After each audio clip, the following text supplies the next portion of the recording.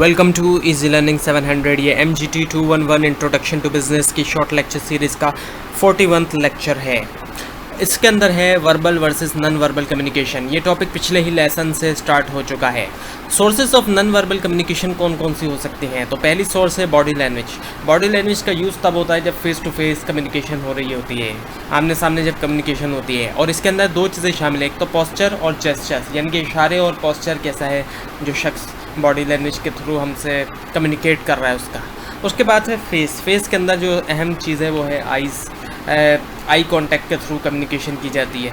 और उसके अलावा है स्माइल। स्माइल के थ्रू भी अब कोई शख्स अगर मुस्कुराता है तो जाहिर बात है उससे भी उसकी कम्युनिकेट कर रहा होता है वो हमारे साथ कुछ इन्फॉर्मेशन, लेकिन बगैर कुछ बोले। तो ये जो है तमाम सोर्सेस हैं नॉन वर्बल कम्युनिकेशन की, ऐसी कम्युनिकेशन जिनके अंदर वर्ड्स का यूज़ नहीं हो रहा लेकिन कम्युनिकेशन हो रही है।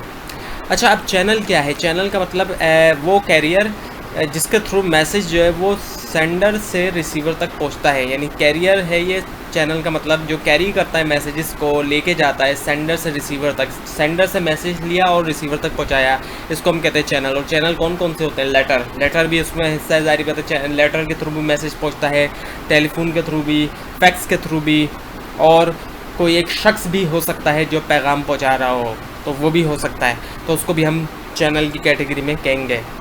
अच्छा, किस तरीके से कम्युनिकेशन फ्लो करती है सेंडर से रिसीवर तक? सेंडर से लेकर रिसीवर तक पहुंचती है। तो सबसे पहले सेंडर होता है, उसके पास एक मैसेज होता है जो वो देना चाहता है, वो उस मैसेज को कम्युनिकेट करता है, जाहिर बात है, और एक चैनल के थ्रू करता है। चैनल आपको जैसा कि बताया गया था कि टेलीफोन भी हो सकता है, लेटर भी हो सकता है, कोई शख्स भी हो सकता है। और वो फिर चैनल के थ्रू मैसेज जो है वो कहाँ पहुँच जाता है? रिसीवर के पास। तो इस तरीके से पूरी की पूरी जो है वो फ्लो होता है कम्युनिकेशन का। अच्छा, अब है नॉइस। नॉइस का मतलब क्या है? वो तमाम फैक्टर्स जो कम्युनिकेशन के प्रोसेस को असरअंदाज होते हैं, उस पर असर डाल रहे होते हैं। इससे क्या होता है कि मैसेज जो है वो जितनी ज़्यादा नॉइस होगी उतना ज़्यादा मैसेज जो है वो डिस्टॉर्ट हो सकता है, उतना ज़्यादा मैसेज ख़राब हो सकता है। अच्छा, अब है लेटर वर्सेस मेमोरेंडम। इन दोनों में क्या फ़र्क है? लेटर तो लिखा जाता है ऐसी कम्युनिकेशन जो आउटसाइड दी ऑर्गेनाइजेशन, यानी ऑर्गेनाइजेशन से बाहर जो कम्युनिकेशन की जा रही होती है उसके लिए लेटर लिखा जाता है। अंदर की और अंदर जो भी कम्युनिकेशन करते हैं उसके लिए लेटर नहीं लिखा जाता, जबकि जो अंदर कम्युनिकेशन होती है ऑर्गेनाइजेशन की उसके लिए मेमोरेंडम लिखा जाता है।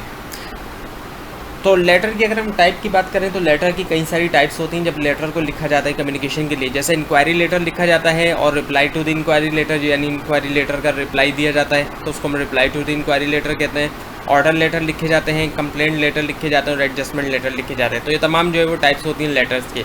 और मेमोरेंडम जब ऑफिस के अंदर, ऑर्गेनाइजेशन के अंदर यूज़ होता है तो इसकी वजह से इसकी जो लैंग्वेज यूज़ होती है मेमोरेंडम में वो इनफॉर्मल यूज़ होती है, जबकि जो लेटर्स होते हैं उनके अंदर फॉर्मल लैंग्वेज यूज़ की जाती है क्योंकि वो आउटसाइड दी ऑर्गेनाइजेशन भेजे जाते हैं।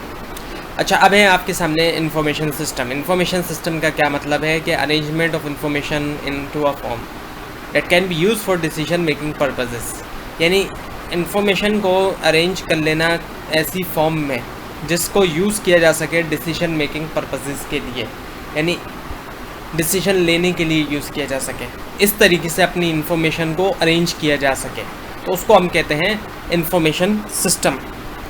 और इन्फॉर्मेशन मैनेजमेंट क्या है कि इन्फॉर्मेशन मैनेजमेंट का मतलब ये कि इन्फॉर्मेशन को कुछ इस तरह से अरेंजमेंट कर ली जाए, इस तरह अरेंज कर ली जाए, इस फॉर्म में अरेंज कर ली जाए कि वो मैनेजमेंट के लिए यूज़फुल हो, यानी मैनेजमेंट उसको यूज़ कर सके, ऐसी इन्फॉर्मेशन उसको इस तरह से अरेंज किया जा सके, इसको हम कहते हैं इन्फॉर्मेशन मैनेजमेंट। अब इन्फॉर्मेशन मैनेजर की क्या क्या ड्यूटीज़ होती हैं? वो इन्फॉर्मेशन को गैदर करता है, जमा करता है मुख्तलिफ जहाँ जहाँ जो भी रिसोर्सेज होते हैं वहाँ से। उसके बाद उस इन्फॉर्मेशन को वो ऑर्गेनाइज कर देता है और फिर साथ में डिस्ट्रीब्यूट कर देता है।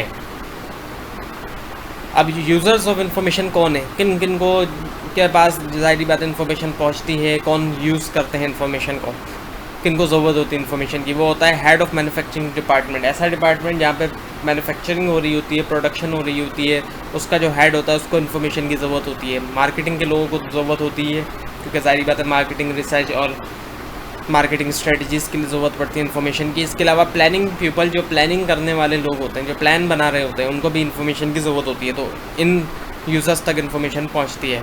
अब है डेटा वर्सेस इन्फॉर्मेशन। डेटा क्या है? डेटा जो है वो रॉ फिगर्स और फैक्ट्स को कहा जाता है, यानी कि रॉ फॉर्म होती है एक तरह से डेटा जो है, जैसे रॉ मटेरियल होता है। जबकि अगर उसी को मीनिंगफुल शेप दे दें अगर हम, तो वो इन्फॉर्मेशन बन जाती है। यानी डेटा से ही इन्फॉर्मेशन बनती है, जब उसको मीनिंगफुल शेप दे देते हैं तो इन्फॉर्मेशन बन जाती है। और अगर उसको रॉ फॉर्म में अगर हम कलेक्ट करते हैं रॉ फैक्ट्स एंड फिगर्स को, यानी रॉ फैक्ट्स एंड फिगर्स को जब हम लेते हैं तो वो डेटा होता है हमारा।